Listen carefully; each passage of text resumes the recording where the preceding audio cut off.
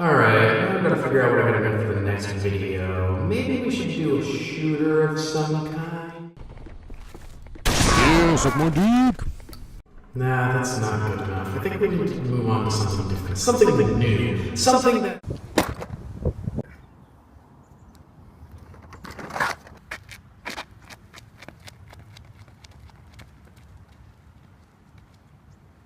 Hey!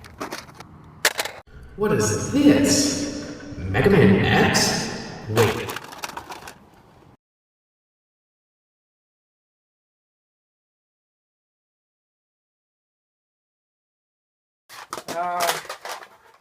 These games. How are you doing? John, you haven't made a video in over a month.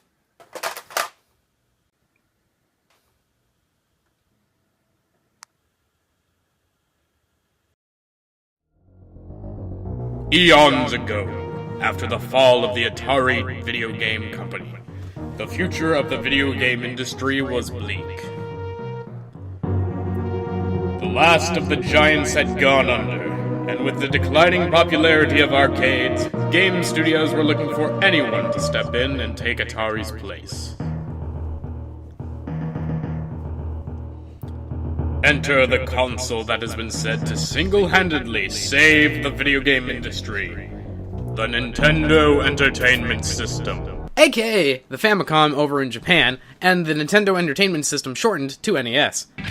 Since then, Nintendo has released 6 other consoles, and countless of us have played on them. Whether we're running around Brenstar, or searching for the last of the 120 stars in the fields of Babam, or just playing a really fun game. Everyone appreciates Nintendo and what they did for the video game industry.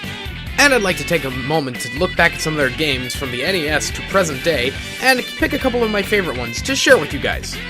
I was originally going to make a top 10 list of all time, in my opinion, but I started prepping for it and I noticed a lot of the top contenders are Nintendo games. Thus, we begin. The top 10 games on the Nintendo console. In my opinion.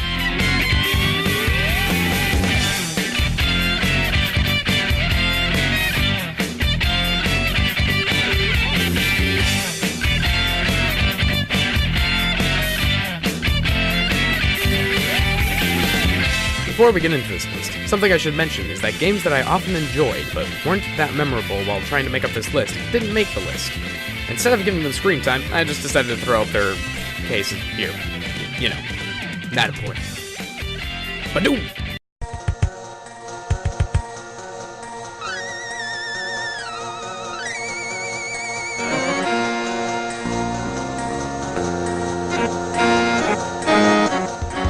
The first thing you might be thinking is, what is this? This is a Nintendo game, you silly bastard! Well, you'd be right, but if you checked the rules, you'd see that I said any licensed Nintendo game on a home console was up for grabs, and this gem was for the Super Nintendo. This game was phenomenal, and I instantly fell in love with its main theme. Okay, that was the first level, but you get my point. The reason this game is so low on the list is because only one of my friends actually had a Super Nintendo when I was a kid, and we only got to play this game a couple of times. So, going back, I do remember having a lot of fun playing it, but I could never get past the 4th level due to time crunches over at his house. And to this day, I've gotten perpetually lazier and haven't been able to do it. But one day, I will make it to the Pyramid 4th level. I think that's the 4th level. I don't know. Whatever the level of pyramid is, I've only gotten there once.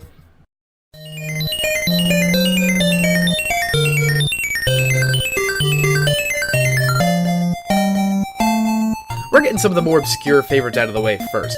Not only was this one of my first games that I've played ever, because it was in an arcade that I could somehow get to on a regular basis, I instantly fell in love with it.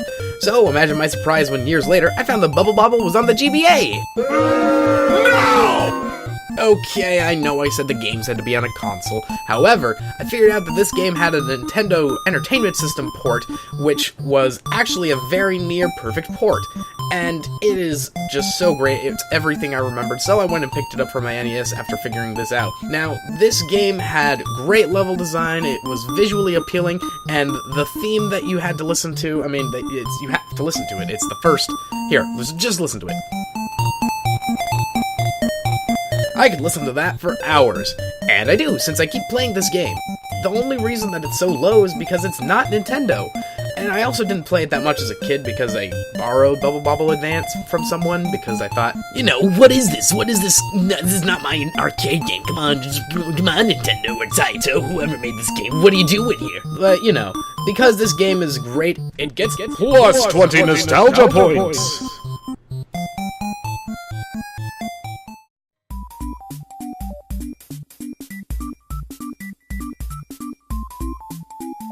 Now we're really getting to the true Nintendo games. Right at the heart of my childhood is this friendship-ruining game, Mario Party 2. Mario Party 1 was alright, but as a kid I didn't really like the grinding games that they made you play in the first game.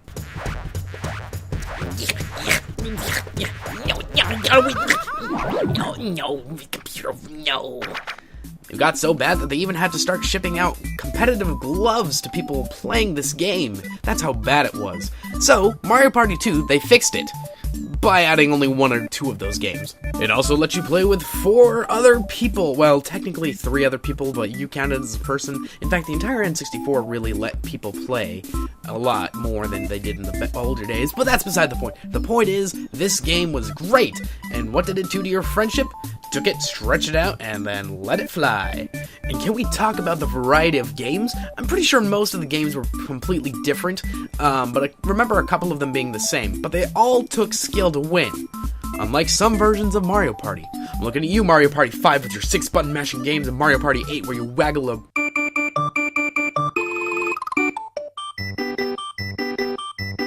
Another SNES game? What is this? Some sort of top 10 list for losers? This game would be lower on the list. Except for at one point, my friend left his SNES over at my house, and I got acquainted with this gem. Oh no, I keep saying gem. This is Genesis, this Mario stuff. What do I have, like a bank robber complex or something? No, I'll change it, hold on. This game is actually what introduced me to overworld maps. Yes, there was an overworld in Super Mario 64, but Super Mario World overworld was more map-based. And I know I keep coming back to the music, but honestly, that's what makes most of these games so memorable, especially for someone like me who has played or can play the piano, the cello, the trumpet, the ukulele, the guitar, the bass guitar, the accordion. This is also the first game that I met Yoshi, or so I'd like to believe. I do think there's another game where I met Yoshi, but I can't exactly remember which one it was.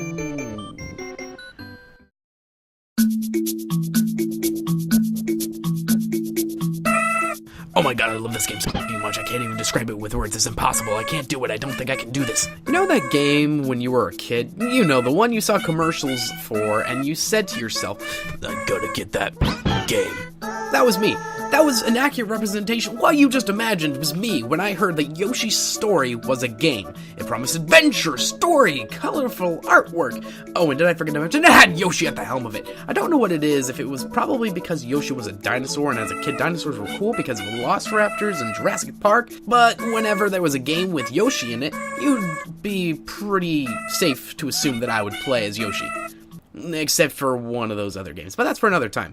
I gotta say that Yoshi's Story was amazing, except for one sad fact. You couldn't play it with your friends, kind of like how Mario Galaxy is. Keeping with the theme of the music, this game did something that I haven't seen since, well, Super Mario 2 Yoshi's Island, which is taking one musical masterpiece, which is now forever associated with Yoshi, and making it into numerous different musical styles that varied from place to place. It had a nice change of pace from games that really didn't have that common theme in their soundtrack. Also, I'd like to mention that I got this game for learning how to tie my shoes. Yup.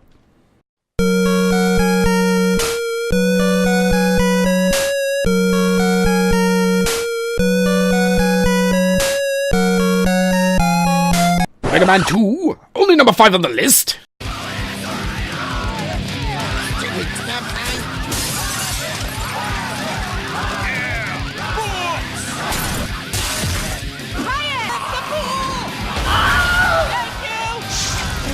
Yeah, this game is great, but I really didn't get that much into it until they made a port for the 3DS. Honestly, if it weren't for the fact that my copy of Mega Man 3 that I bought was completely busted, I think that game would have been taking this spot.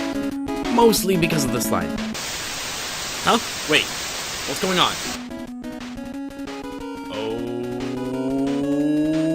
Oh, hells to the yeah! This game I didn't find until recently. However, I do know that it is a great game and deserves to be on this list. How? Because it has Every Mega Man game! up to 8. Plus, there are 2 more games that I don't know what they are yet and haven't taken the time to search for them. Even though it's a new game, it has to be on this list because Mega Man 2 and 3 are on it. And it's hard to pick between those two, so might as well throw the whole collection up. Plus, I think this game probably introduced a lot of people who were on the GameCube to games that were for the NES. The Mega Man series, if you guys haven't heard of it, go check out this game if you own a GameCube. If you don't, you can buy the Mega Man series mostly on your 3DS. I mean, they're like $5 on the marketplace, but I don't know if you'd like to go there or not. But yeah, this game basically tops because Mega Man 2, so number 5 is Mega Man 2. And 3. And other Mega Mans, because it's the anniversary collection, if you couldn't see. Yeah.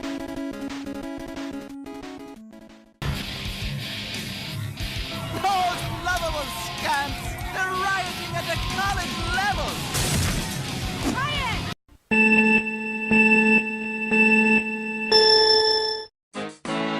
Mario Kart Double Dash was one of the most definitive co-op games of my childhood, especially today because while I was over at one of my friend's house while she was taking her driver's course, she got really good at driving, and we blamed the game for it. There's nothing that helps a driver learn how to drive better than Mario Kart. The score for Double Dash wasn't really impressive, but what it lacked in music, it made up for in glamour. Mario Kart Double Dash is a very well-polished game. You might be asking yourself, how does this game completely change up the value of Mario Kart Wii? I thought that was a game you enjoyed too. Well, Mario Kart Double Dash gets on this list because of one very important reason. You can have 2 racers. The concept of having 2 people in the same vehicle struck me as strange when I was a kid, but I love how Nintendo executed it. Oh jeez, I said execute in a Nintendo video. Better put up an execute to distract them. I bet that'll work. I remember I'd raced with Mario and King Boo, purely out of irony, even as a kid, imagining that after I won, King Boo would kidnap Mario, and thus, Luigi's Mansion was born. Hey, don't you dare ruin my childhood wonderment, you son of a—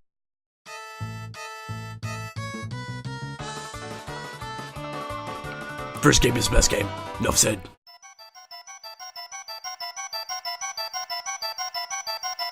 Am I a stinker? In all honesty, Super Mario 64 is up this high on the list purely out of nostalgia factor and the fact that it's actually a pretty good game. For the most part, this game plays better than Galaxy and barely beats out Super Mario Sunshine. Again, because of nostalgia's sake. The level design for this game is great and all of the courses feel complete, as you quickly get acquainted with them. Mostly because there are only 16 of them, which is my only issue with it. The music score is also not that impressive, kind of like Double Dash, but it did change the industry. This game completely redefined what a platformer was, which is also why this game gets so high on the list. It's another industry-changing game. Kind of like how Nintendo changed the industry, and why we're doing this list.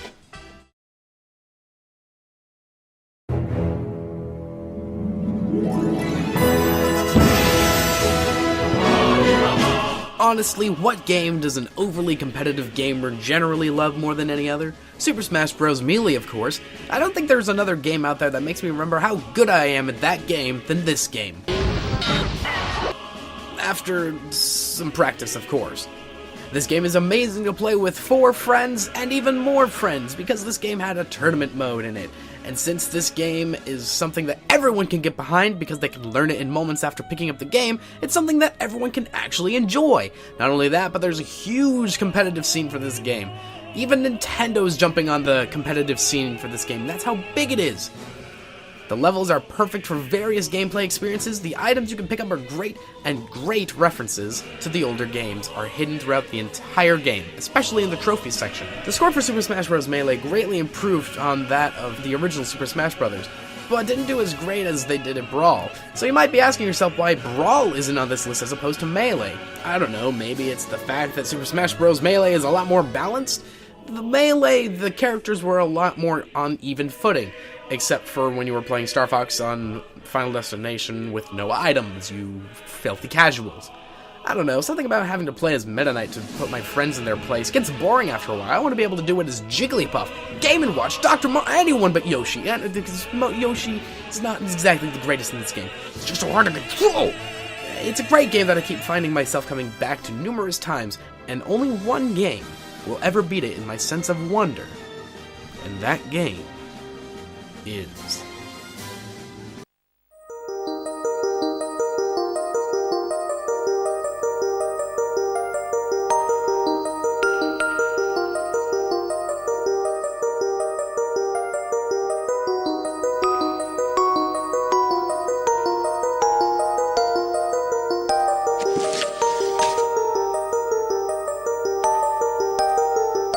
This game is what made me the avid retro gamer that I am today, who loves all types of games. I fell in love with this game in every way when I found it. The music was astounding, the story nothing to laugh at, and the gameplay was solid. I think this game was one of those games where it made me stop, even as a kid, and think about how I wanted to handle a situation. Would I jump straight into battle, or would I slowly slip past the enemies? Who knew? I knew, because I got to decide what to do. This was truly one of my very first RPGs, and I fully enjoyed it. The only thing that was missing was a sense of customization, which they sort of gave you with being able to pick your companions, the badges you collected, and events you could or could not do. But for the most part, this game is pretty linear as opposed to the open world style that I enjoy today. But I won't hassle the developers too much for that. They did only what they could do with the game, and did it beautifully. Way back in yesteryear, when people were playing the Mario Karts and the Smash Brothers, I found this game for $5 at a GameStop in my hometown. The GameStop person said it was one of the best games they had played in a long time, and I agreed with them as soon as I popped that into my lunchbox of a console. This game has great visuals, an amazing score, and a fascinating storyline that as a kid was still phenomenal. And one of my favorite games for the GameCube. You could even say that it is a personal favorite. A gem, if you will. Okay, I'd just like to apologize for the gem thing. I've been playing Sonic. I think it did something to my head. Hey guys, thank you so much for watching this video. It took me a long time to finish it, but it's finally done. And you guys sat through it all. If you guys are listening to this, thank you so much. It's people like you who sit through all my videos for some reason, because they're funny, right?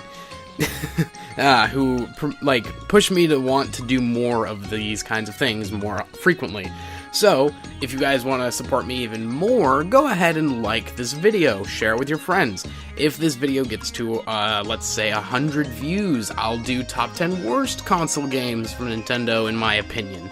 I don't know, I mean, that won't take very long. I'll just, say, this game sucks, and then move on, but, that'll only happen if we get 100 views by, let's say September. Yeah, that's not that difficult. Alright, 100 views by September. Alright, thanks, guys.